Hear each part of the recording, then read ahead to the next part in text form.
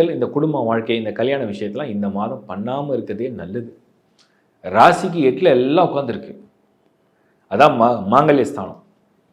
8ஆம் இடம் தான் மாங்கல்ய ஸ்தானம். சிம்மம் குடும்ப வாழ்க்கையில் வந்து அப்படியே அமைதியாக போயிடுறது நல்லது. இந்த இந்த சொல்லுவாங்க இல்லையா, எதுலேயுமே ரொம்ப ஓவரான சூடு சொரணை இருக்கக்கூடாது. அது கோபம் தான் கொடுக்கும்.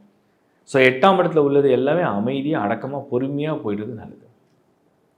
கல்யாணம்லாம் இந்த மாதம் பிளான் பண்ணிங்கன்னா தயவு செஞ்சு கொஞ்சம் கன்சிடர் பண்ணுங்கள். அன்லெஸ் உங்கள் பர்த் சார்ட் நல்லா இருந்தால் தட் இஸ் டிஃப்ரெண்ட்.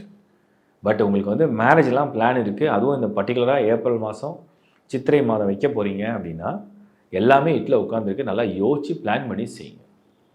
8ஆம் இடம் தான் மாங்கல்ய ஸ்தானம். திருமணத்துக்கு வந்து அது உகந்த இடம் கிடையாது. சனி வந்து இந்த குடும்ப வாழ்க்கையை சரியாக நடத்த விடாது. செவ்வாயும் அங்கே இருக்குது, உடனே ரத்து பண்ணும், உடனே பிரச்சனையை கொண்டு வரும். ஸோ முடிஞ்ச அளவுக்கு இந்த மாதத்தெல்லாம் நீங்கள் அவாய்ட் பண்ணுறது நல்லது.